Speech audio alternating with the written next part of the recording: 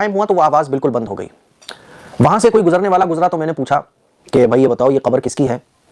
تو اس نے مجھے بتایا کہ یہ شخص جس کی یہ قبر ہے یہ تو بڑا عبادت گزار تھا، تہجد پڑھنے والا تھا، مسجد میں رہنے والا تھا، بہت خاموش مزاج تھا، شریف آدمی تھا اور نماز ایک بھی نہیں چھوڑتا تھا.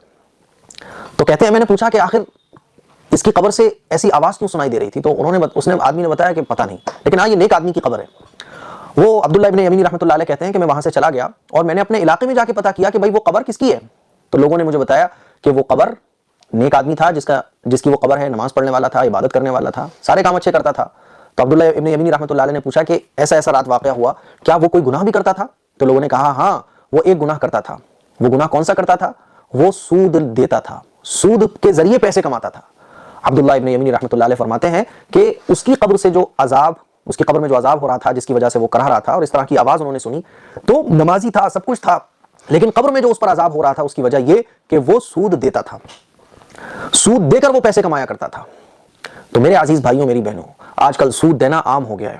انٹرسٹ، بیاج پر پیسہ دینا ہے نا. مان لیجیے کوئی قرضدار آیا، آپ کے پاس پیسہ ہے، آپ نے اس کو دیا، تو بیاج پر پیسے دینا، اور اس کو آدمی سمجھتا ہے کہ یہ تو حلال ہے.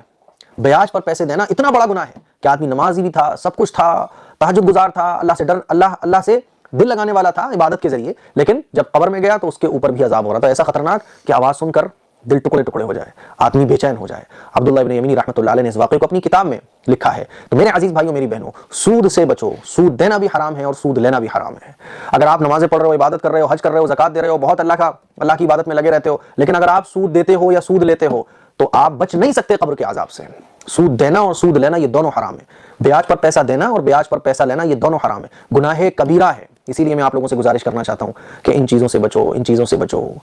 قرض لے لو آپ کسی سے، لیکن سود پر پیسہ مت لو، بیاج پر پیسہ مت لو. اپنی قبر کے بارے میں سوچو، یہ واقعہ آپ دوسروں تک پہنچائیے تاکہ جو لوگ بیاج دیتے ہیں، جو لوگ بیاج لیتے ہیں، جو لوگ سود دیتے اور لیتے ہیں، ان کو کچھ عبرت حاصل ہو سکے. اس کے لیے کچھ شیئر کریں، دوسروں تک پہنچائیں. السلام علیکم.